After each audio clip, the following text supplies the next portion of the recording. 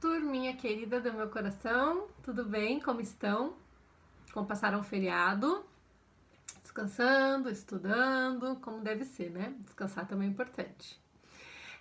Chegamos no nosso último ponto da fase instrutória das provas. Encerramos então aí o conteúdo do primeiro bimestre, né? Passamos por tudo que tínhamos para ver sobre provas e fechamos hoje com a audiência de instrução e julgamento. Já pensando, inclusive, na atividade simulada que vamos fazer, né? Com os casos que eu vou disponibilizar em breve para vocês, para trabalharmos aí, para fazermos aí audiências simuladas em sala. É sempre uma atividade super legal, faço isso há muitos anos e as turmas adoram, tá? Então hoje é bem importante que vocês entendam não só as características principais da audiência, como também o procedimento, a sequência de atos, tudo que vai acontecer nesse ato tão importante que é a audiência de instrução e julgamento, né? Que qualquer advogado tem que saber fazer, que não é fácil fazer, que dá frio na barriga quando a gente vai fazer, porque tudo pode acontecer, né? É um ato muito aberto, cheio de prática de outros atos, é muito rico. É um grande debate, a chance de pegarmos um advogado do outro lado muito combativo é grande, então é muito bom estar sempre preparado para qualquer audiência, conhecer o processo, conhecer os fatos. Nesse sentido, ajuda o advogado, é muito importante, né? E como juiz também. O juiz também tem que ter uma preparação muito grande para fazer uma audiência de instrução e julgamento boa, uma audiência que sirva para a sua finalidade de contribuir com a instrução dos fatos, de formar aí um conjunto probatório adequado, né? Então é um ato importantíssimo e não só aprender teoricamente, mas na prática, como fazer essa audiência é algo muito importante e é algo que eu quero aqui compartilhar com vocês, porque eu quero que vocês saiam daqui experts e sabendo perfeitamente como fazer uma audiência de instrução e julgamento. Claro que a nossa brincadeira aqui vai ser simulada, né? Vamos fazer aí uma prática simulada de audiência, mas quando vocês chegarem no NPJ, por exemplo, vocês vão participar, acompanhar de advogados e participar de audiências reais, de casos verdadeiros, né? Então, vocês vão ter aí toda a experiência necessária com relação a esse ponto, ok? Começando pelo começo, né, gente? O que é a audiência, né? O Liebman tinha uma definição ótima para esse ato, né? O Liebman dizia que isso era o palco da oralidade. De fato, né? O princípio da oralidade rege o Código de Processo Civil, ou melhor, o processo civil brasileiro, mas ele acaba sendo pouco aplicado, né? A maioria dos atos que nós praticamos não são orais, são escritos, né? Nós fazemos lá as petições, os recursos vêm por meio de petições, a postulação acontece por meio de petições e pouco se tem de oralidade no código, né?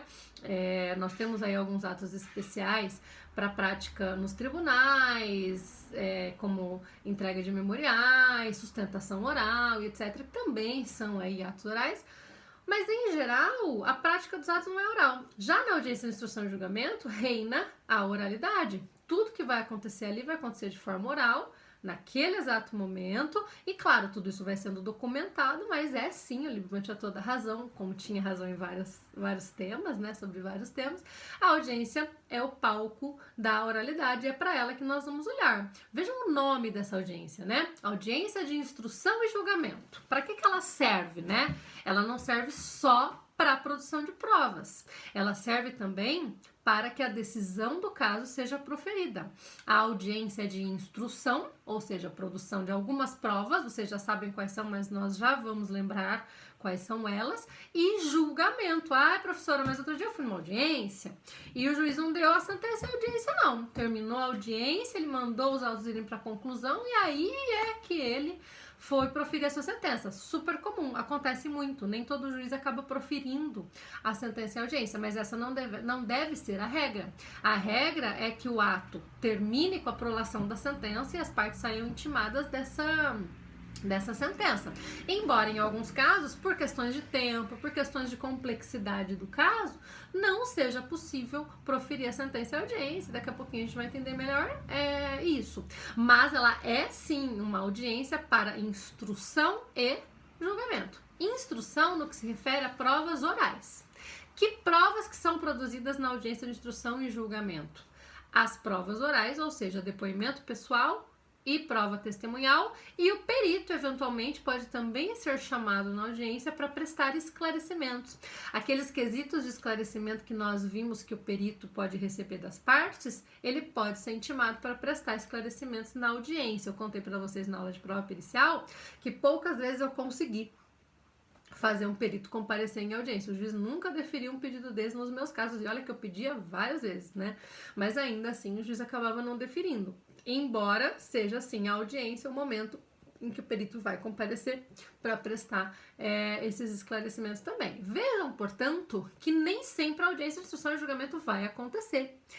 Ela só vai acontecer se houver prova oral. Se a prova for só pericial, se a prova for só documental, não será caso de audiência de instrução e julgamento. Esse ato não será designado. Porém, havendo necessidade de provas orais, a audiência será necessária e deverá ser designada pelo juiz lá no momento do saneamento, como nos diz o artigo 357, que nós já estudamos aqui no ano passado, inclusive, né, no finalzinho do ano, que vocês conhecem muito bem. Nós vimos que o juiz no saneamento determina a realização da audiência de instrução e julgamento quando há provas orais, ou seja, quando há provas a serem produzidas nesse ato, e já inicia ali a tomada de uma série de providências para operacionalizar essa audiência depois. Então ele determina que as partes apresentem rol de testemunhas, ele intima perito, para eventualmente apresentar o lado pericial, que depois pode vir a ser discutido também nessa audiência, intimação das partes que vão prestar depoimento pessoal sob pena de confissão ficta. Ele vai tomando então uma série de providências para já encaminhar o processo para essa audiência, designando uma data e um horário em que todas essas pessoas que serão chamadas para esse ato terão que comparecer. Lembrem-se, inclusive, que o perito precisa apresentar o laudo nos autos até 20 dias antes da audiência. Por quê? Justamente para que haja tempo de prestar esses esclarecimentos, sendo necessários na audiência pelo perito também, né? Então, todas essas providências vão ser tomadas ali na audiência, né? E essa audiência tem algumas características muito importantes, né? Eu coloquei para vocês, inclusive, ali no roteirinho de vocês. Primeiro, ela ocorre sobre a presidência de um juiz. Então, o juiz é o presidente do ato. E ele exerce, inclusive, o poder de polícia. Ele pode, eventualmente, mandar retirar-se da audiência aquela pessoa que não está se comportando bem, que está causando transtorno, que não está contribuindo, colaborando, ou pior ainda, está atrapalhando a prática do ato. E ele tem mais uma série de poderes que vão aparecer descritos ali no código. Eu coloquei isso tudo para vocês ali no roteiro e vocês já devem ter dado uma lida também nos artigos do código para entender todos esses poderes que o juiz pode exercer em audiência, né? Essa audiência também é um ato solene, é um ato formal que tem que seguir uma ordem para a produção das provas, preferencialmente, né? Claro que o juiz pode alterar a ordem de produção das provas, nós sabemos, inclusive, que ele pode fazer isso com base lá no inciso 4º do 139, mas o juiz pode, eventualmente, determinar a inversão da ordem da produção das provas. Daqui a pouquinho a gente vai entender melhor que ordem é essa, ok? Mas ele tem, então, ali uma série de poderes de que ele dispõe na prática desse ato. Essa audiência é una e indivisível, gente, ela é um ato só, tá? Pode acontecer, eventualmente, dela precisar ser suspensa. Lá no meu caso fatídico de Campo Mourão, que eu já contei para vocês várias vezes, aqui nas aulas de provas, né? Porque é riquíssimo para estudarmos provas aquele caso. Aconteceu isso, né? Lembram o que aconteceu?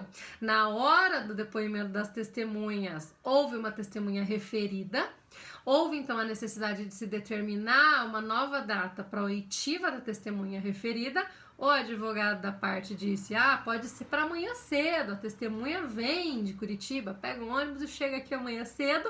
Foi o que aconteceu, dormimos todos lá, né, não no fórum, né, fomos atrás de um hotel lá em Campo Mourão para dormir, para aguardar a continuidade da audiência, e a audiência continuou no dia seguinte. Não é que foram duas audiências de instrução, era uma audiência de instrução só. No primeiro dia, houve a oitiva das testemunhas que já estavam arroladas, tanto as do autor quanto as do réu. Não houve depoimento pessoal naquela oportunidade, né? Ninguém solicitou depoimento pessoal, era muito delicado, achamos melhor não deixar as partes falarem naquela oportunidade, não teria nada a contribuir.